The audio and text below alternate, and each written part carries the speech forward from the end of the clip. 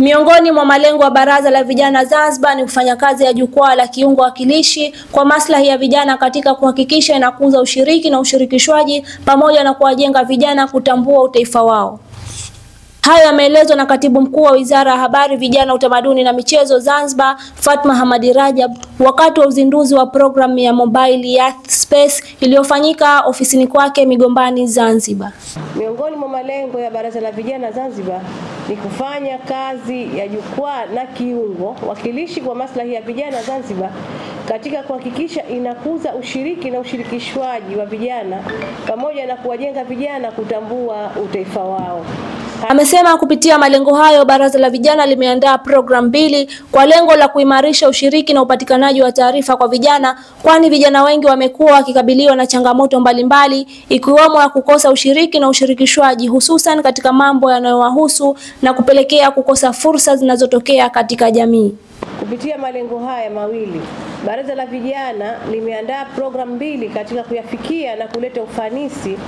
Programu ya kwanza ni Mobile Youth Space ambayo tutaitekeleza kwa pamoja na shirika la SOS kwa lengo la kuimarisha ushiriki na upatikanaji wa taarifa kwa vijana. Vijana wengi bado wanakabiliwa na changamoto hii ya ushiriki na ushirikishwaji hususan katika mambo yanayowahusu na hatimaye kukosa fursa na nafasi mbalimbali katika jamii. Naye Kaimu Mkurugenzi wa SOS Kharibu Abdalla Hamadi amesema kuwa SOS ni wadau wakubwa kwa maendeleo ya vijana Zanzibar. Hivyo wameona ni vyema katika kuhakikisha wanaunga mkono juhudi za serikali na wizara katika kuhakikisha vijana wanapatiwa kipaumbele katika jamii. Idara ya maendeleo ya vijana, mkurugenzi idara ya utumishi, mkurugenzi mtendaji Baraza la Vijana Taifa Zanzibar na ndugu wanahabari wote, itifaki zingatiwa.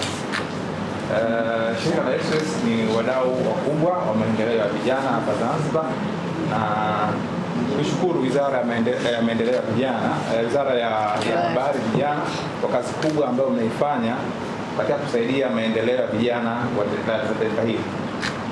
Tunaomba na hayo kiongozi ambaye anasimamia Baraza la Vijana, tunatambua juhudi kubwa ambayo unaifanya katika kusimamia maendeleo ya vijana.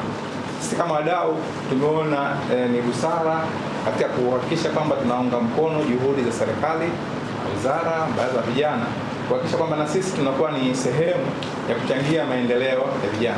Nimebeba kauli mbiu isemayo ushiriki, ushirikishwaji na upatikanaji wa taarifa sahihi kwa vijana ni msingi wa maendeleo endelevu. Fatma Rajab, Mshindo TV. Usisahau kusubscribe, kulike, kucomment na kushare. Mshindo TV.